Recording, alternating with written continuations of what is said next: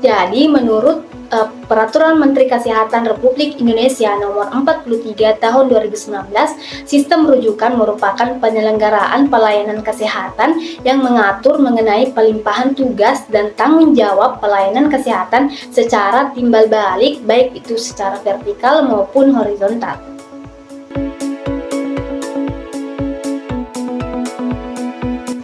Nah, ada beberapa tujuan dari sistem rujukan kesehatan ini. Yang pertama, memberikan pelayanan medis yang tepat kepada pasien sesuai dengan kondisinya. Yang kedua, meningkatkan efisiensi dan efektivitas pelayanan kepada pasien. Kemudian yang ketiga, menjamin mutu pelayanan kesehatan. Dan yang keempat, mencegah penumpukan pasien di fasilitas kesehatan. Berbicara mengenai fasilitas kesehatan, ada dua tingkat fasilitas kesehatan. Yang pertama yaitu fasilitas kesehatan tingkat pertama atau biasa disingkat dengan FKTP, merupakan fasilitas kesehatan yang menyediakan layanan dasar atau non-spesialistik. Contohnya seperti puskesmas, klinik, praktik dokter, dan lain-lain.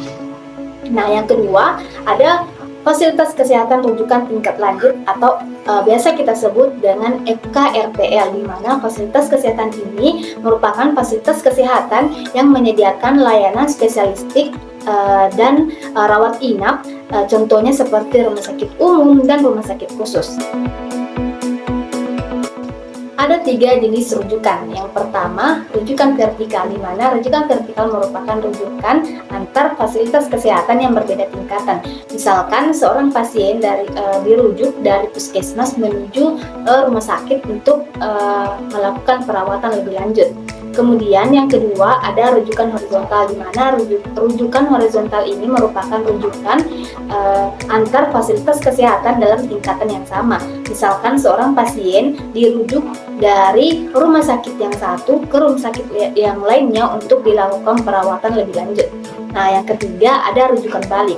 Nah, rujukan balik ini merupakan rujukan di mana pasien setelah dirujuk ke fasilitas kesehatan rujukan tingkat lanjut, pasien dapat dikembalikan ke fasilitas kesehatan tingkat pertama jika kondisinya sudah cukup stabil.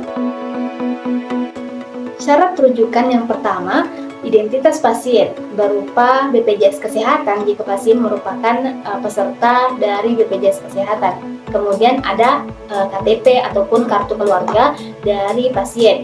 Kemudian yang kedua ada surat rujukan dari fasilitas kesehatan tingkat pertama.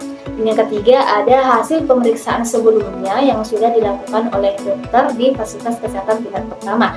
Kemudian yang keempat yaitu fasilitas kesehatan tujuan harus bekerja sama dengan BPJS Kesehatan. Itu jika pasien merupakan peserta BPJS Kesehatan. Sangat penting untuk kita ketahui dan kita pahami bersama bagaimana alur dari rujukan kesehatan. Nah, yang pertama, pasien datang ke fasilitas kesehatan tingkat pertama, di mana di fasilitas kesehatan tingkat pertama ini dokter melakukan pemeriksaan dan diagnosa awal kepada pasien. Kemudian dilakukan evaluasi apakah pasien perlu dirujuk ke fasilitas kesehatan rujukan tingkat lanjut atau tidak. Nah, ketika hasil evaluasinya ternyata pasien tidak perlu dirujuk ke fasilitas kesehatan rujukan tingkat lanjut, maka pasien bisa dirawat ataupun pasien bisa melakukan pengobatan di fasilitas kesehatan tingkat pertama.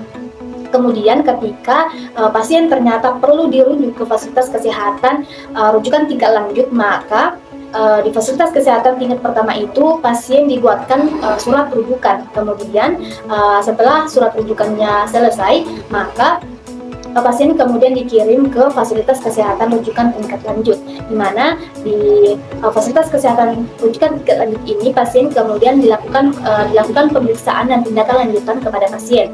Nah, kemudian setelah dilakukan tindakan perawatan dan pengobatan tingkat lanjut kepada pasien, kemudian setelah itu bisa dilakukan rujukan balik ke fasilitas kesehatan tingkat pertama tadi. Namun dengan catatan pasien sudah dalam kondisi yang stabil dan bisa dilakukan perawatan ataupun pengobatan di fasilitas kesehatan tingkat pertama.